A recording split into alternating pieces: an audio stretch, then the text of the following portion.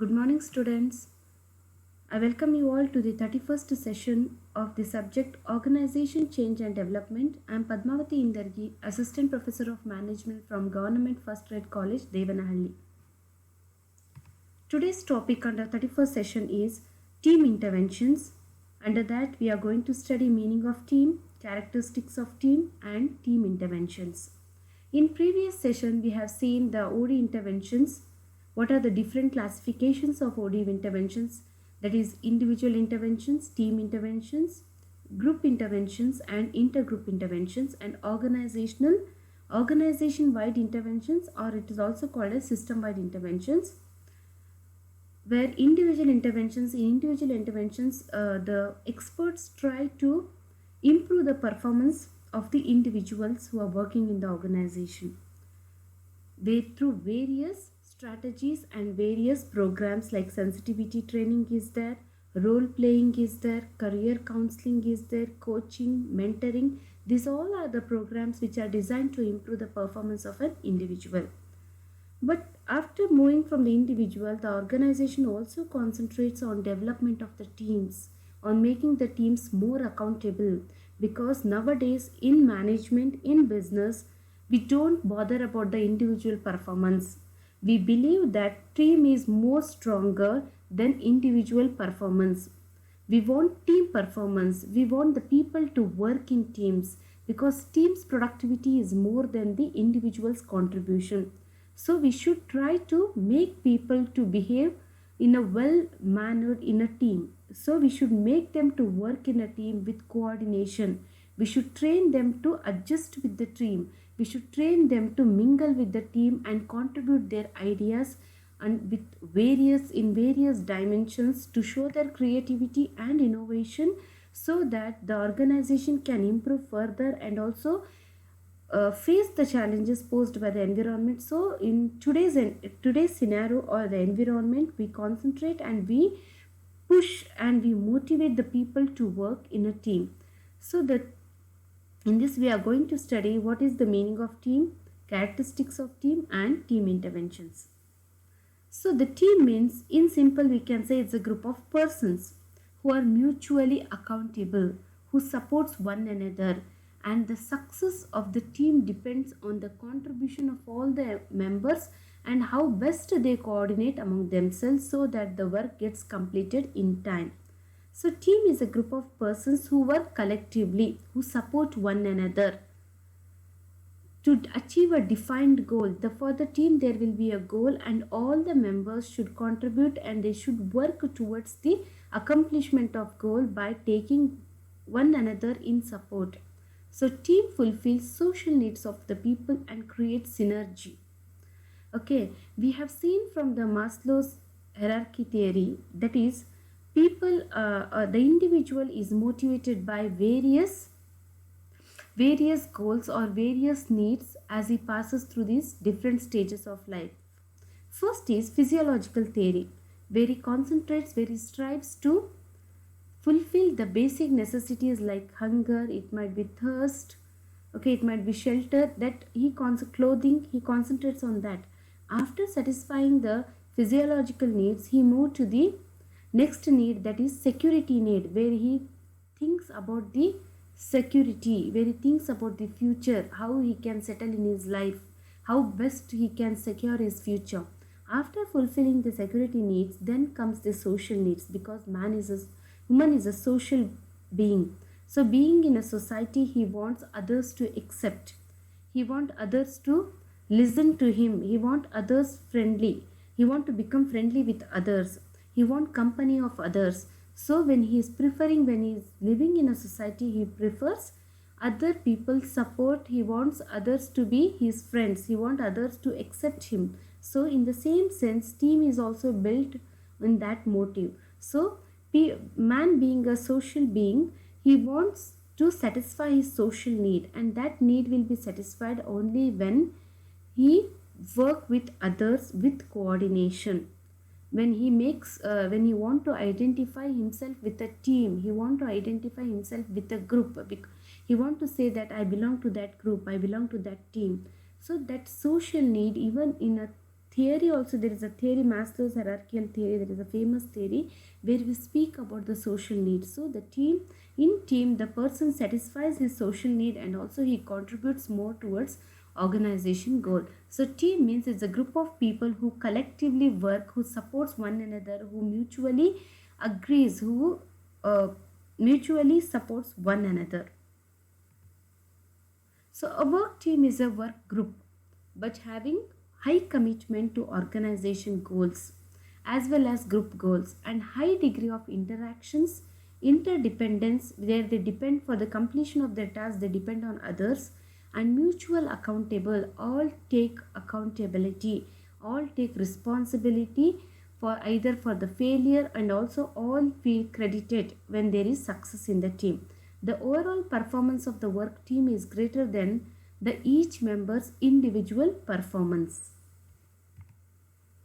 Then one of the psychologists, McGregor, who is very famous, who has given theory X and Y, he also stated what are the characteristics of effective team, how effective team will be. First nature is decisions are based on consensus.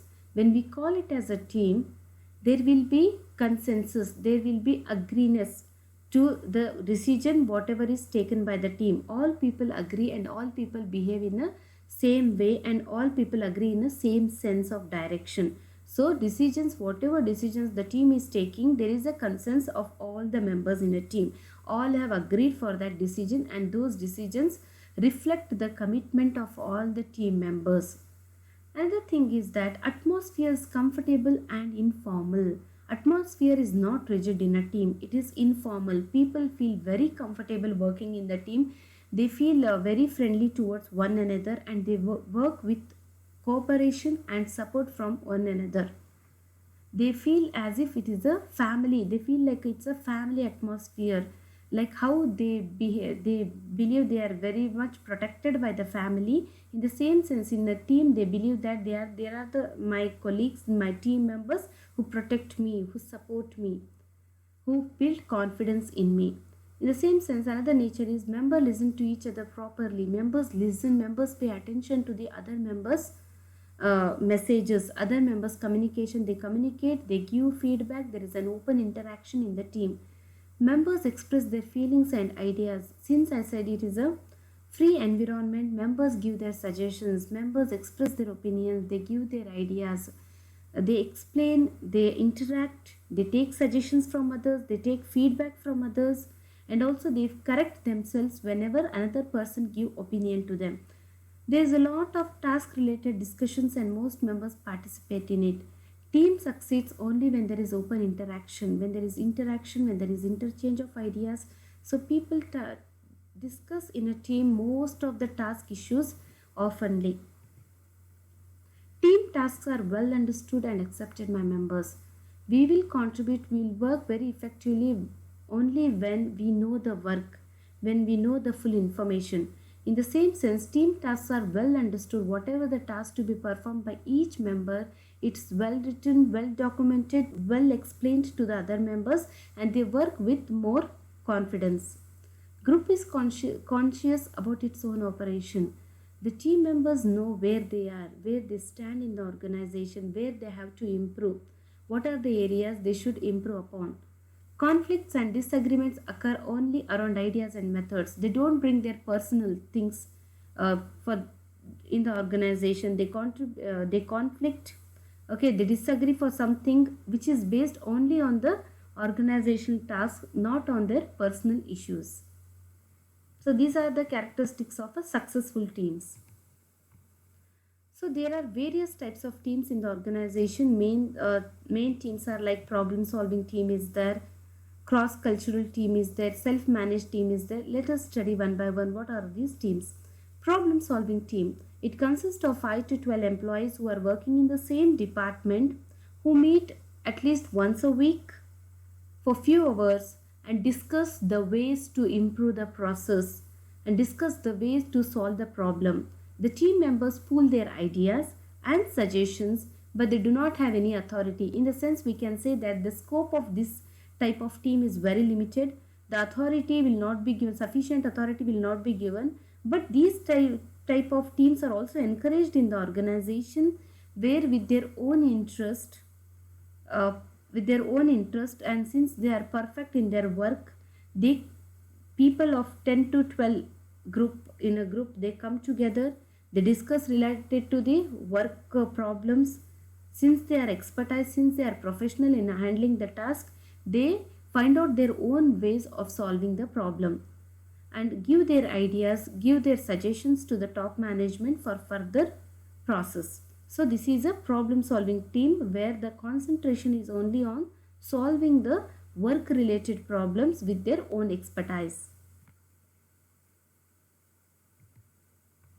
Next is self-managed teams. Self-managed teams means the name itself suggests that it is managed, the team is managed by the members itself, and they are given proper authority.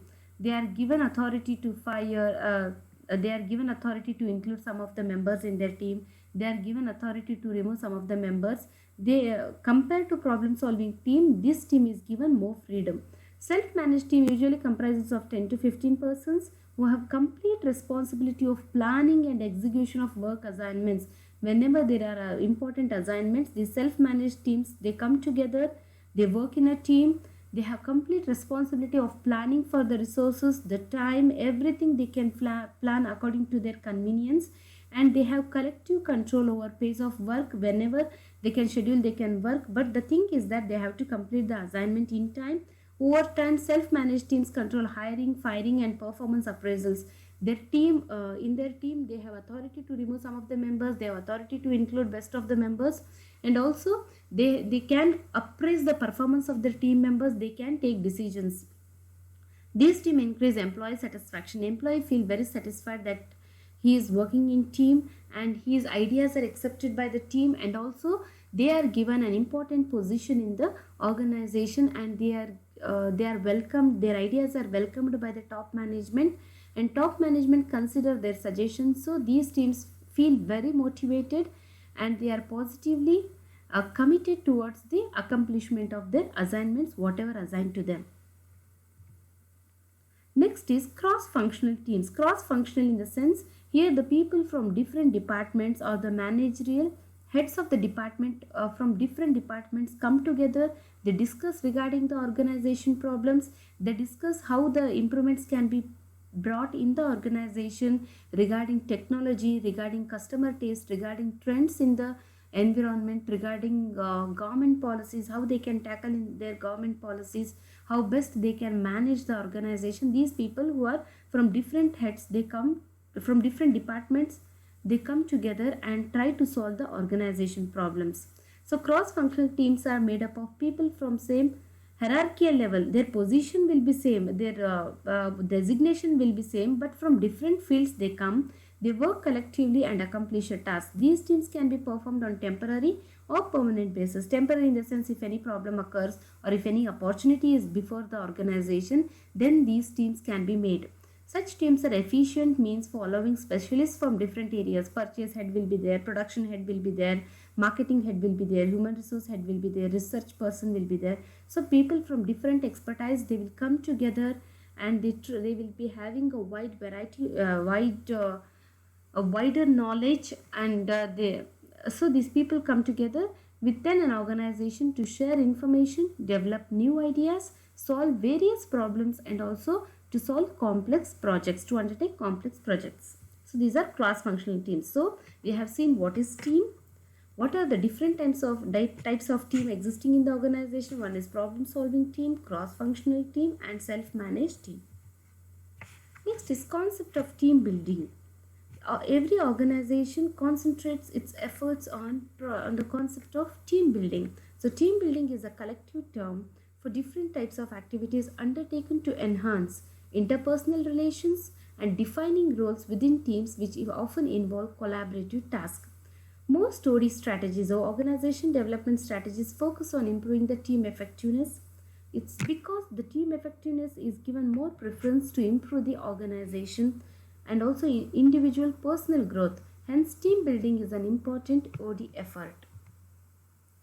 So there are various techniques designed by psychologists and experts in the team building area, that is team building techniques we call, or we also call it act as team building interventions. These are the set of programs aimed at improving the performance of team, to make the team very strong, to build a team on strong values and ethics, to make members they should feel proud of their team. So a number of techniques and exercises are available that are used in team building.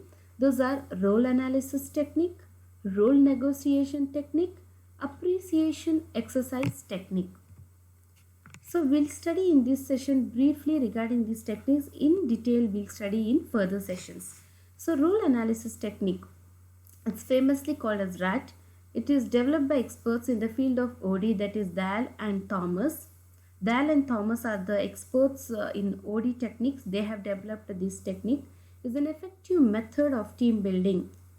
People perform specialized roles in the organization. There are different roles, specialized roles which are performed by the members, and it is due to the division of labor the people get specialized in different roles.